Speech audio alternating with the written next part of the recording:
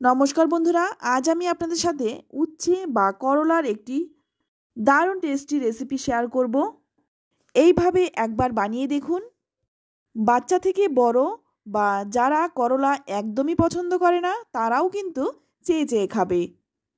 আশা করছি রেসিপিটি আপনাদেরও খুব ভালো লাগবে। চলুন তাহলে দেখে নেওয়া যাক। তো রান্নাটা করার জন্য প্রথমেই এখানে নিয়েছি উচ্ছে, আর এই উচ্ছেগুলো কিন্তু খুব ভালো করে পরিষ্কার করে ধুয়ে নিয়েছি। আমি কিন্তু উচ্ছেটা কাটার আগেই ভালো করে ধুয়ে নিয়েছি। এবার এই উচ্ছেটাকে কেটে নেব। উচ্ছেগুলো একটু মোটা রেখে গোল গোল করে কেটে নিচ্ছি।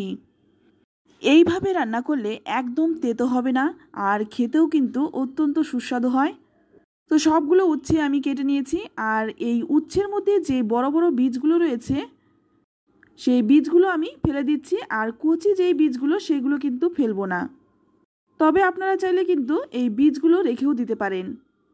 অনেকেই আছেন উচ্ছের বীজ খেতে পছন্দ করেন, তারা কিন্তু রেখে দিতে পারেন। তো আমি কিন্তু সবগুলোই ফেলিনি।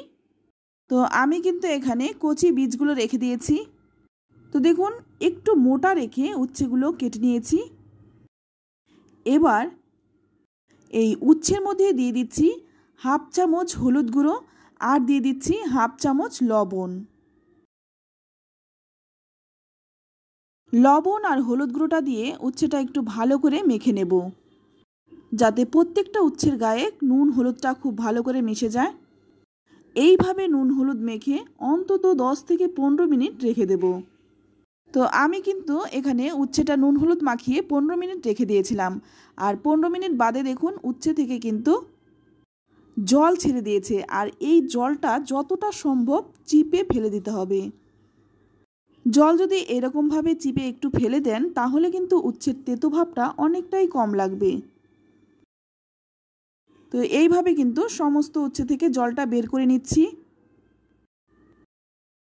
আর এখানে দেখুন কতটা জল বেরিয়েছে, আর এই জলটা আমি ফেলে দিচ্ছি।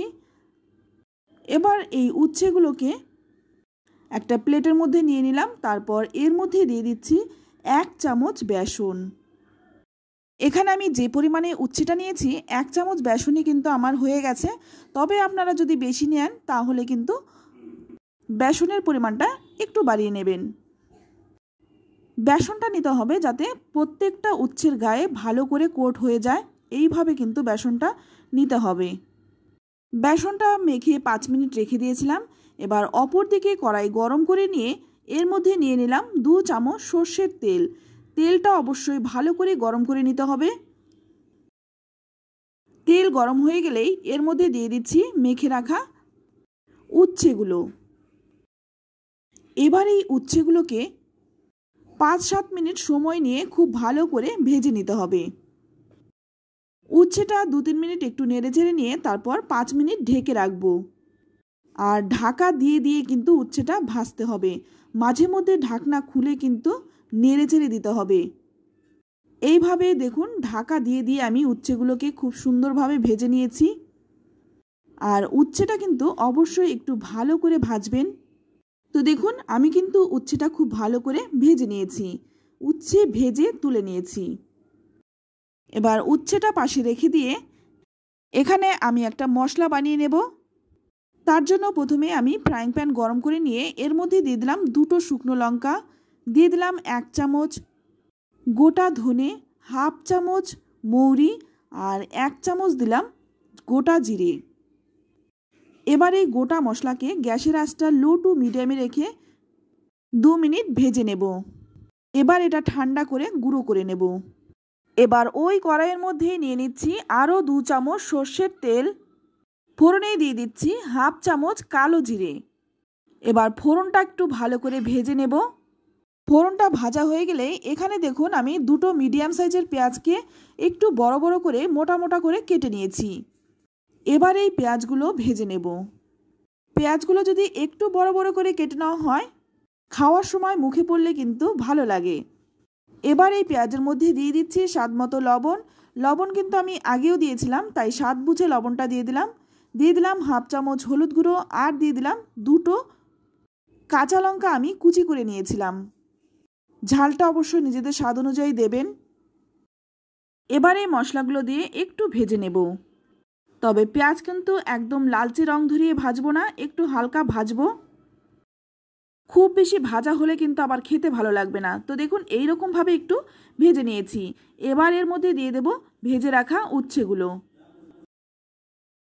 উচ্ছেটা দিয়ে ভালো করে নেড়েচেড়ে মিশিয়ে নেব, যাতে উচ্ছেটা ভালো করে পেঁয়াজের সাথে মিশে যায়। তো বন্ধুরা, আপনাদের কাছে একটাই রিকোয়েস্ট, রেসিপিটি ভালো লাগলে লাইক, কমেন্ট, শেয়ার করবেন। আর আপনি যদি আমার চ্যানেলে নতুন হয়ে থাকেন, চ্যানেলটা সাবস্ক্রাইব করে নেওয়ার অনুরোধ রইল। তো একটু নেড়েচেড়ে নিয়ে গ্যাসের আঁচটা লো টু মিডিয়ামে 5 মিনিট ঢেকে রেখেছিলাম। 5 মিনিট পর ঢাকনাটা খুলে নিয়েছি। এখন কিন্তু উচ্ছে আর পেঁয়াজটা খুব ভালো করে নরম হয়ে গেছে। এবার এর মধ্যে দিয়ে দিচ্ছি ভেজে গুঁড়ো করে রাখা মশলাটা। তো আমি এখানে সম্পূর্ণ মশলাটাই দিয়ে দিলাম। মশলাটা দিয়ে খুব ভালো করে নেড়েচেড়ে মিশিয়ে নিতে হবে। তো ভালো করে নেড়েচেড়ে মিশিয়ে নিয়ে আবারও কিন্তু ঢাকা দিয়ে রেখে দেব 5 মিনিট। তো 5 মিনিট পর ঢাকনাটা খুলে নিলাম। আর এভাবে যদি 5 মিনিট ঢেকে রাখা হয়, মশলাটা কিন্তু উচ্ছের মধ্যে ঢুকে যাবে আর খেতেও ভালো লাগবে। এখন কিন্তু রান্নাটা হয়ে গেছে। এবার নামানোর আগে দিয়ে দিচ্ছি 1 চামচ আমচুর পাউডার। তো আমি কিন্তু এখানে আমচুর পাউডারটা দিয়েছি, আপনারা চাইলে লেবুর রসটা দিয়েও নামাতে পারেন। তো এবার দেখুন নামিয়ে নিচ্ছি। এটা দেখতেও যতটা সুন্দর, খেতেও কিন্তু ভীষণ সুস্বাদু হয়। উচ্ছে বা করলা ভীষণ উপকার হওয়া সত্ত্বেও আমরা ভালোবেসে খাই না।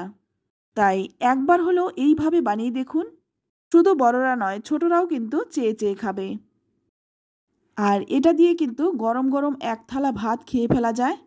একবার হলেও উচ্ছের এই রেসিপিটি বানিয়ে খান, তারপর কমেন্টে লিখে জানান খেয়ে আপনাদের কেমন লাগলো। তো আজ এই অবধি, আবারও নিয়ে আসবো অন্য কোনো নতুন রেসিপি। ততক্ষণ সকলে ভালো থাকবেন, সুস্থ থাকবেন, আর সকলকেই ধন্যবাদ।